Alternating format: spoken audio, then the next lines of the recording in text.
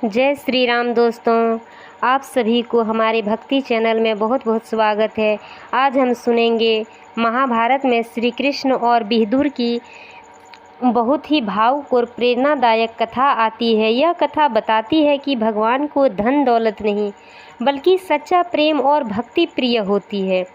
श्री कृष्ण और विदुर की प्रेम भरी कथा सुनाने जा रही हूँ। जब महाभारत का युद्ध होने वाला था तब श्री कृष्ण शांति दूत बनकर हस्तिनापुर पहुँचे।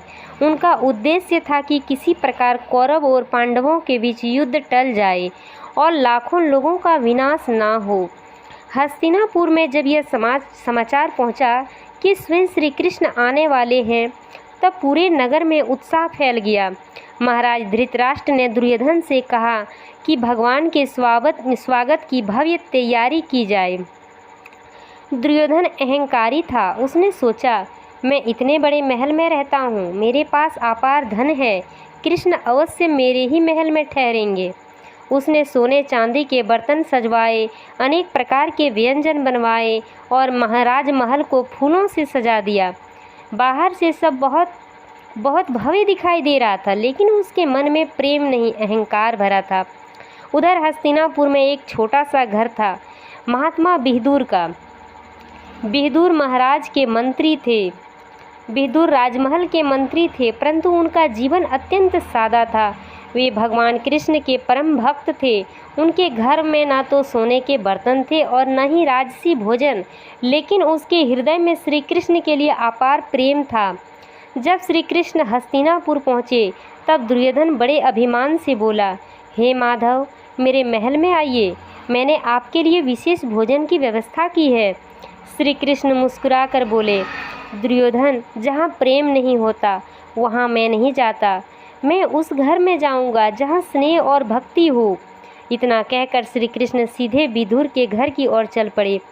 जब विदुर ने देखा कि स्वयं द्वारिकाधीश उसके घर आए हैं तो उनकी आंखें आंसू से भर आए।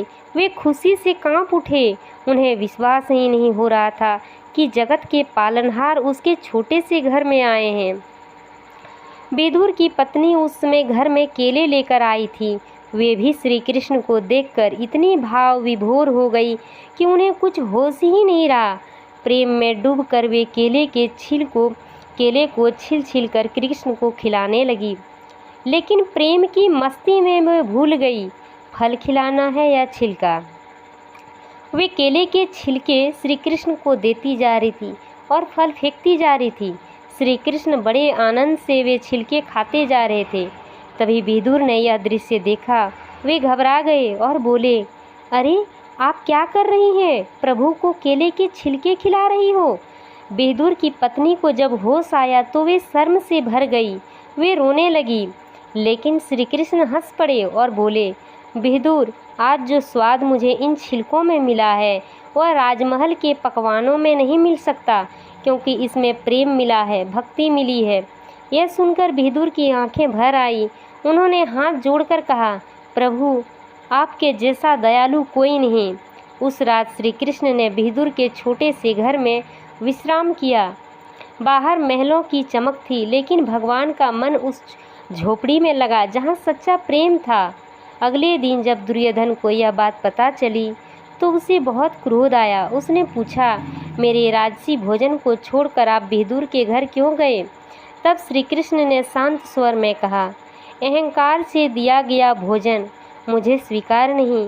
प्रेम से दिया गया सूखा अन्न भी मेरे लिए अमृत समान है। इस कथा से हमें शिक्षा मिलती है कि भगवान को दिखावा, धन, वैभव नहीं चाहिए। उन्हें चाहिए सच्चा मन, सच्चा प्रेम, भक्ति। जिसके हृदय में प्रेम होता है भगवान स्वयं उसके घर चले आते हैं। राधे राधे दोस्तों, जय श्री कृष्ण।